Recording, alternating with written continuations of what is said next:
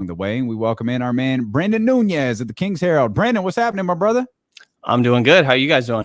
Brenden, you're killing it, man. Hey, You're killing it, man. You're doing a tremendous job over there. I mean, you've always have done a tremendous job over at the Kings Herald, but I feel like you've kind of flipped the script a little bit with the way you cover the team, and I think you're doing a great job, man. We wanted to tell you that out the gate.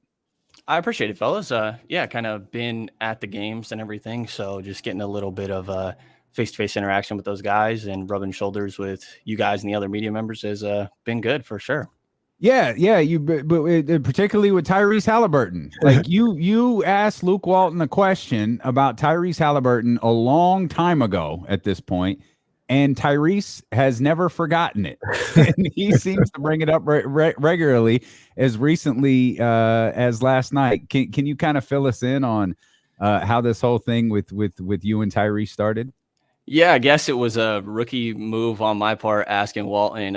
It was against Charlotte, and he had mentioned, one of the first couple of days that I was there, that he was impressed with Tyrese's defensive growth, that they were hiding him last year, and he's been impressed with his growth this season.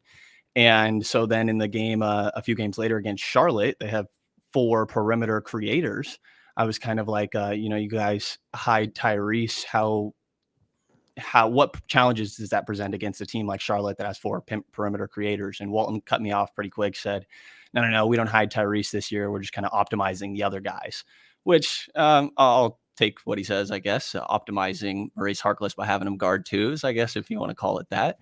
But it seems like Tyrese didn't forget about it because, you said it was a little bit earlier in the year that I probably mentioned it to Luke, and Tyrese later said that he was going to ask me about his defense after every game. And of course, he brought it up after a good performance. And I give him a hard time that he just didn't show up to media after the Memphis game or anything like that. Ironically, right after he says this. But yeah, now apparently he checks in with me about how he did on defense every night. So that's good stuff, man. That's fun. Yeah. And he seemed to, he's taking it to heart, and trying to make sure his defense is right, but he's not being a jerk about it. Like he's having a little bit of a good time with it too. Have you been able to talk to him outside of the pressure, like on a personal level real quick or anything like that? No, not really. Like in passing at shoot arounds, I'll give him a hard time about it, or like, nah, not really. Well, that's what's up. What do you think? How do you feel about, like, we're all kind of like being really hesitant about what we've seen the last 3 games, the Kings having 3 wins in a row. Of course, the one against Orlando last night, 2 against the Los Angeles Clippers. What stands out to you most over this streak of 3 games for the Kings? I think it's just kind of what Gentry wants to implement. Like we heard Walton talking about pace a lot at the beginning of the year, but then when the switch was made from Walton to Gentry, McNair's presser was talking about, we've played fast, but I want us to be faster, fastest team I think we can be the fastest team in the league, was the wording from McNair. And then Gentry brings up pace every single opportunity that he can. He says that he thinks the greatest asset this Kings team has is their speed, and the best way to optimize that is through a really high-paced offense. And I think that we've seen that even more in these 8 games since Gentry took over. There were a couple games that I think we all would kind of like to forget about, but I think overall that the sort of obsession with pushing the pace has been better under Gentry. And the other way that you get more transition opportunities is by creating turnovers, forcing turnovers. And I think that we didn't see that very much at the beginning of the year. That's something that Gentry was pushing when they had those 2 practices prior to this Orlando game. And I think you see that a little bit. I think that the defense has been more physical and disruptive and kind of into guys. They didn't do a great job against Orlando. Like, I think that their perimeter containment just they don't have great personnel to do that. But I think just seeing a more aggressive defense and more of an emphasis on pace is kind of the things that we've heard Gentry talk about. So at very least, I'm encouraged that it's kind of like they're molding a little bit towards what Gentry wants them to be. Yeah. And one of the things that I look at this team and comes to mind when it comes to their defenses, they're not this lockdown defensive team, but they have these spurts where they can be opportunistic and they can get in passing lanes, create some turnovers. I thought we saw it a little bit last night. in that third quarter when they separated a little bit from Orlando. Do you think that is what they're going to be moving forward? Or do you see them improving on the defensive end where it's more consistent, it's a little stronger, a little tougher on the defensive end? Are they just going to be this team that every now and then is going to get, make a run and get steals, but night in and night out, you're not really sure what you're getting defensively from these guys? I just don't know that they have the talent to be consistent on the defensive end above like a top, 20 defense. Like, I just don't think, again, it's the perimeter containment for me. Like, I think that was the issue that we saw against Orlando. They're kind of 5 out, and just means you really have to keep your guy in front of you. And I don't think that the guys are great at doing that. Like, Davion's really good in isolation. I think Fox and Haliburton aren't great in isolation. And all three of those guys, like, getting around a screen, they aren't great at that. So when it comes to rotations, and I think like those guys switching and dealing with mismatches by kind of scramming off, and the rotations are all looking better. But I think like one-on-one perimeter containment is just never going to be great for this team. So if they can just bother guys, bother ball handlers, like you see Davion picking up full court most of the time he's out there, just getting into guys a little bit more and being more willing to jump passing lanes. So I don't think that they're going to have the talent to be a consistently good defense, but I think that they could be annoying and just like take some more risks, because those opportunities that it does pay off are going to lead to really good opportunities for you in transition where this team really thrives. But Brenden Nunes of the Kings Herald with us here on D-Lo and KC. This isn't about like one guy on defense, right? This is about, or even two guys. This is about a collective group that just can't seem to get in sync on the defensive side of the floor. Like, we saw them in sync offensively last night, and I think we can point to a handful of games where we've really seen them hitting on all cylinders, or even most cylinders offensively. And there aren't too many games defensively that you can point to that point that have a similar note on that with. Yeah. And I don't know that you're going to get that. Like, I think that that's why I kind of like Mo Harkless better than a lot of people. I think that he's probably the best weak side, like rotation defender on this team, which Mo's not amazing at it. He's good. It kind of speaks to the other talent there. But I think that like that's where he makes his impact on offense, because obviously he gets kind of left alone a little bit when it comes to shooting. But I think the other aspect, like we saw how often the beginning stretch of the year was referenced by McNair, Gentry, some of these other guys. Like, we've shown how good we can be, talking about that like 5-4, 5-5 first 10 games. And that's when they were healthy. And since then, Tyrese went down for 2 games. It was that Phoenix game that they almost ended up coming back in the fourth, and then also the first game of that road trip in San Antonio. And then Tyrese came back, but Walton made a change by putting Metu in. He went from DNP CDs to the starting lineup, and Harkless did the opposite. And then we saw a bunch of changes that obviously didn't go all too well, led to Walton leaving. And then under Gentry, aside from last night's game, before the Orlando game, Gentry had played 7 games. HB was absent for 5 of them. Harkless didn't play for 4. Bagley didn't play for 2. Holmes didn't play for 3 of them. So we've heard, communication being an issue on defense. And I think that when you don't have, 3 or 4 of your main guys in the rotation, I guess 3 of them, HB, Mo, and Holmes, absent for that many games, as you're adjusting to a slightly new coaching style, that just makes it a little bit more difficult. So while I don't think that they're going to be great on defense, like I think that Gentry getting his first opportunity with a healthy roster, depending on what goes on with Holmes after we saw what happened last night, could lead to a little bit more consistency, at least on defense and offense too. What do you think about some of the rotation changes, and mainly talking about Marvin Bagley getting time, Terrence Davis essentially taking the minutes that Buddy Hield was getting and the opportunities? Obviously they're winning some games, and TD and Marvin are playing well. But do you think that that's something that this team has responded to? Because it kind of feels like they've been energized by seeing those particular 2 guys get another opportunity to kind of turn their seasons around. Do you think that move by Gentry has kind of inspired the entire group to step up their game? Yeah, I don't know. It's hard to speak to like how it's impacted the other guys. But I think that, like, at very least getting a little bit more rest or having more trust in those guys when they're alongside you, I would imagine that it was probably frustrating to play with Bagley sometimes last year. And for him to fill a little bit more of a role probably is easier for some of these other creators. I'll say this though, and Damien, let me know what you think. Both of you guys, let me know what you think. A buddy of mine mentioned this, and I feel like I see it. I think they all like Marvin Bagley, and it's more than just he's cool. Like, I think they like Marvin. My buddy went as far as to say, like, if it was Bagley versus Walton, he feels like a lot of the players, more than we probably realize, were Team Bagley. No pun intended. Mm-hmm. Like, and to see him get an opportunity, I think they like that. I think they might be even energized by something like that. Maybe I'm reading too much into it, but both of you guys, let me know what you think about that. Brenden, go ahead.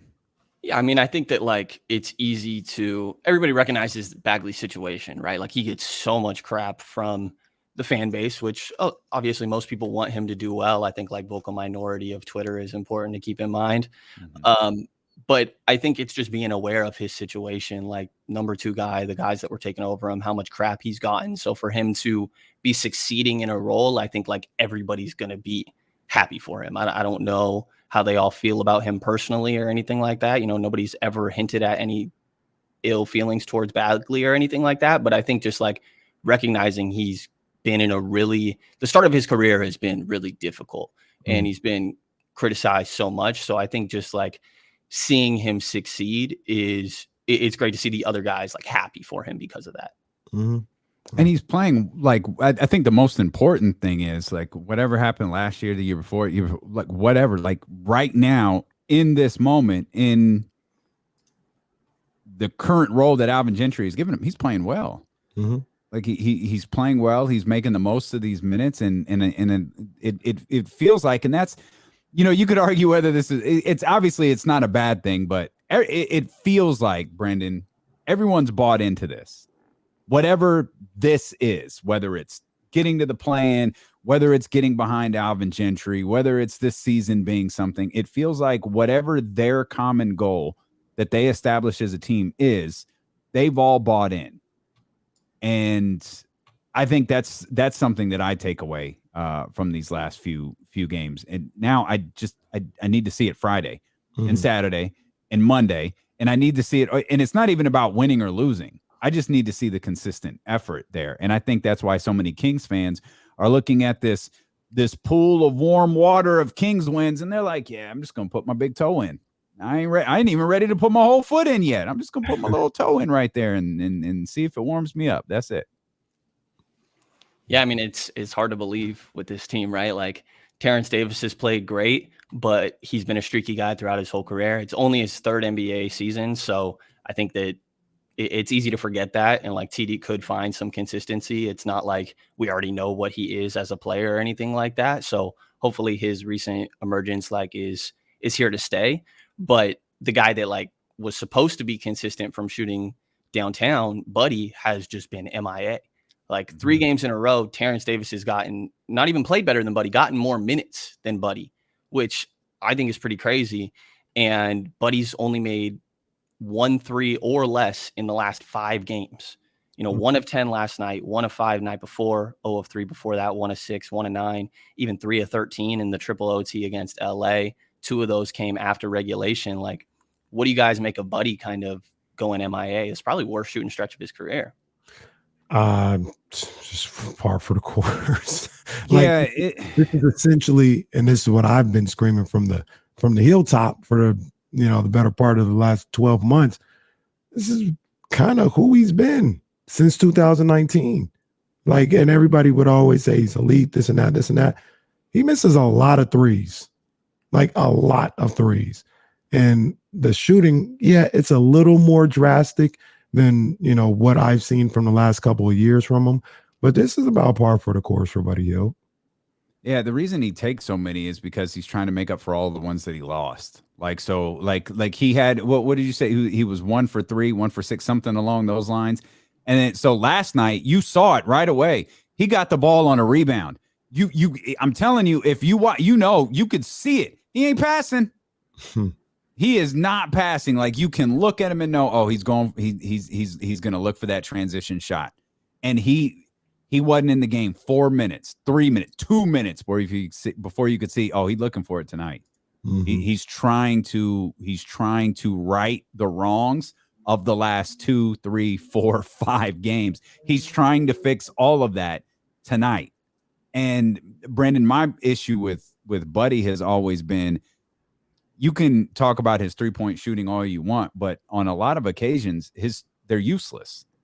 They're empty. Like, he hits shots that puts the team back in games, but the reason that they're out of games is because he was 1 of 10, through the first 3 quarters. And it's that constant searching, trying to find the next shot. I was frustrated with Alvin Gentry for keeping him in as long as he did last night, because that game, there were moments where the game was close. I thought the Kings overall were playing really well, but there were points, Brenden, where he came down and, he's looking for that man. He got to go. Because he had that searching. logo 3, like 20 seconds left on the shot clock. Man. Yeah. And that's what my partner's saying. Like, that's par for the course. And it's like, I'm just glad Alvin Gentry's like, you ain't doing that on my team. I got games to win, and we can't win like that. And it feels like that. Kenny was talking about the Laker game being a wake-up call for the team. And I think if nothing else, that was a wake-up call for Alvin Gentry as it pertains to Buddy Hield, because ain't nothing been the same for him since that Laker game. Yeah, and I think as long as Terrence Davis is playing like this, it's fine. But I think that even when Buddy's not hitting shots, he's got a gravity to him. And I think that, like last night, part of the reason I think Fox played so well is because he had 3 dudes around him that are respected and good 3-point shooters in HB, Tyrese, and Terrence. And if Terrence is off and Buddy continues to kind of have some of these issues that you guys are talking about, and I agree, it's like, I don't know who you look to after that. Like the spacing of this team, I think, has some questions. And if Buddy's going to struggle, TD has to keep this up pretty much. And I don't feel great that happens. We've talked about that like the last couple of days, and I don't think we really saw it last night, is what happens if Terrence Davis cools off. What happens with Alvin Gentry? Like, what's his plan? Do we see more Buddy? Does he ride with Terrence Davis? How does that change the defense? Does Tyrese get more aggressive? Like, it feels like suddenly Terrence Davis has become really, really important for what the Sacramento Kings are doing. Yeah, maybe Davion shot can come around. A lot of guys last game talking about the game slowing down for him, but he hasn't been great this year. So I don't know, like maybe there's guys that can figure it out. Mo can have his stretches of being a decent 3-point shooter if him and TD kind of alternate their cold and hot stretches. Like there's ways it works out, but yeah, I mean, Buddy's got to come around, and he will, right? Like Buddy's a 40% 3-point shooter. He's not going to sit at 36% on the year. No, he just might sit at 36% the entire year. This is what it is. He'll get back to 40% when he's on another team. And then it'll be like, oh, Sacramento. I don't know. It's great to be. He'll do his first press conference. It's great to play for a winning team, or it's great to play for. It's great to play for a committed organization or something. Right. He'll whatever Belly said when he went to the Warriors. He'll say something like that. Yeah, Brenden. December 15th coming up. That's the mark that a lot of people have marked. Trade deadline. Yeah, the trade, it's like there's a trade deadline and then there's the trade start line. Yeah, like December 15th is the trade start line. Trade frenzy. Yeah, that they can make some moves, and this team is playing better. They're doing some good things. Do you think any of the positive play, and maybe we'll know a whole lot more. Say, let's go hypothetical. Let's say they went all 3 on the road. Do you think that changes what Monty McNair's thinking is? Like, as far as how he was thinking maybe after the Lakers game, where he's like, we got to make big moves. Now they've won some games. He's like, well, let's hold tight. Because I sure hope not. There's still some moves that need to be made, win or lose. Yeah, I would hope not, because hold tight for what? The 10 seed, the 9 seed? Like, if you're shooting higher, the team needs more talent. And I think that there's pieces and ways to get that. that, yeah, I mean, I don't think that it really changes that much. You know, we've seen the team be inconsistent. I think that in my mind, a move needed to be made this year, no matter what. So unless they go on some crazy run here, even what'd you say, 2 or 3 of these away games, like I need more than that. These next 6, they play some subpar opponents, because even when they come back, they play Washington, Memphis, San Antonio. Not walks in the park or anything, but all games that I think that the Kings are kind of rubbing shoulders with those teams. So unless they go on some crazy run, I hope that what we've seen recently doesn't change anything on the way that like Monty is approaching this team. I think that they need more, because the goal is more than, you know, getting 1 win in the first round of a playoff series.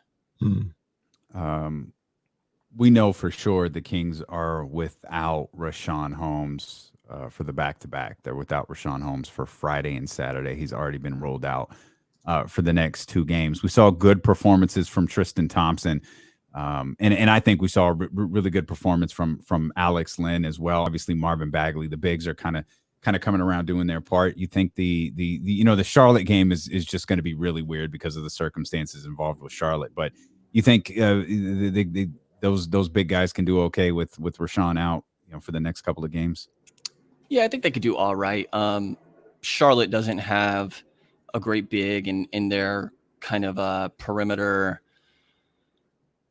penetration isn't great with the amount of guys that they have out. Like, I don't know. I mean, I think that you can get away with it. It's just going to be that Rashawn Holmes wasn't great on defense anyways.